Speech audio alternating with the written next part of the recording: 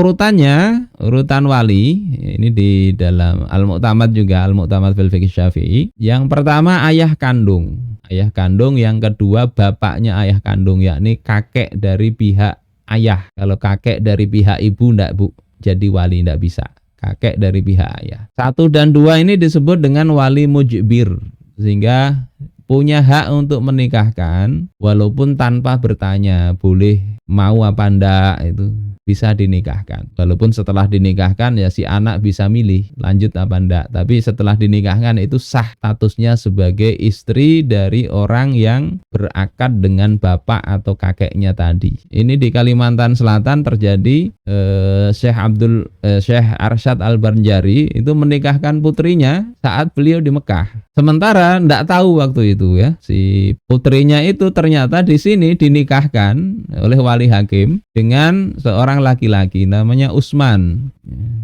Jadi akhirnya ketika Syekh Arsyad datang, yang suami yang ada di sini itu ya difasah, dibatalin karena sudah menikah di sana, statusnya sebagai orang yang sudah bersuami.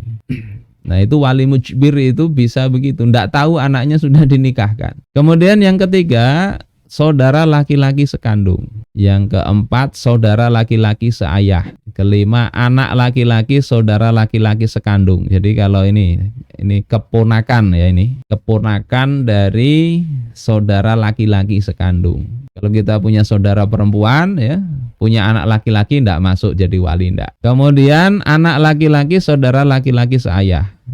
Anak nomor 4 nih, ponakan laki-laki dari saudara laki-laki satu bapak. Saudara laki-laki ayah sekandung, ini paman dari pihak ayah, ya, saudara laki-laki ayah. Saudara laki-laki ayah sebapak. Kemudian anak laki-laki dari saudara laki-laki ayah sekandung. Ini nanti kalau agak bingung dipahami lagi ya.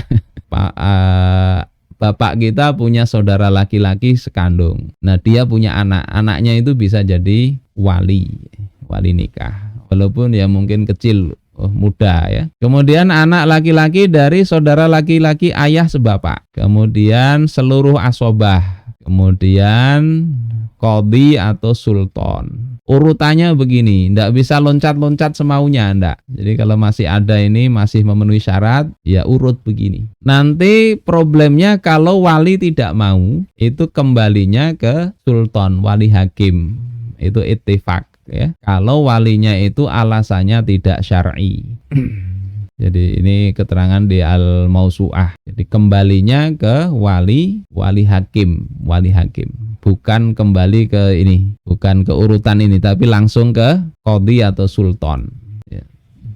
Jadi wali hakim itu kalau tadi pertama wali itu menolak menikahkan, maka tidak lari ke wali akrob. Wali akrob itu wali yang lebih dekat. Wali nomor 1 ndak mau, nomor 2 ndak mau itu, maka larinya ke qadhi, ke hakim. Dalam mazhab Syafi'i begitu. Yang kedua berada di tempat yang jauh, maka larinya ke hakim. Ukuran jauhnya berapa itu nanti di kitab-kitab fikih itu jarak qasar. Kemudian tidak diketahui keberadaannya, ndak tahu ini walinya kemana ini. Yang untuk kasus kedua ini, kenapa yang tadi saya katakan Syekh Muhammad Arsyad itu putrinya di sini menikah, karena beliaunya di Mekah.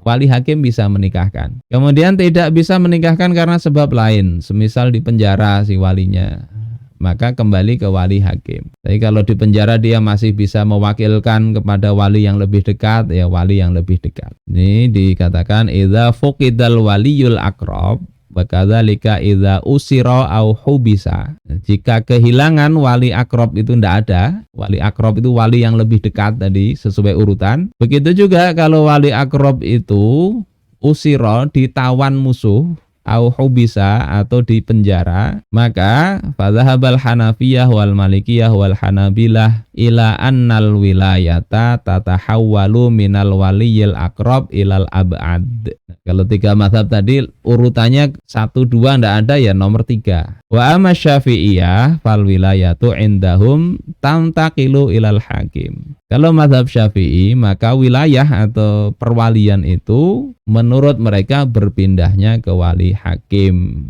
Beda pendapat. Ya nanti kalau kita tahu perbedaan ini kan di KUA misalnya maunya seperti apa. Kalau kita taunya satu saja nanti kita kerasi, ini berkelahi.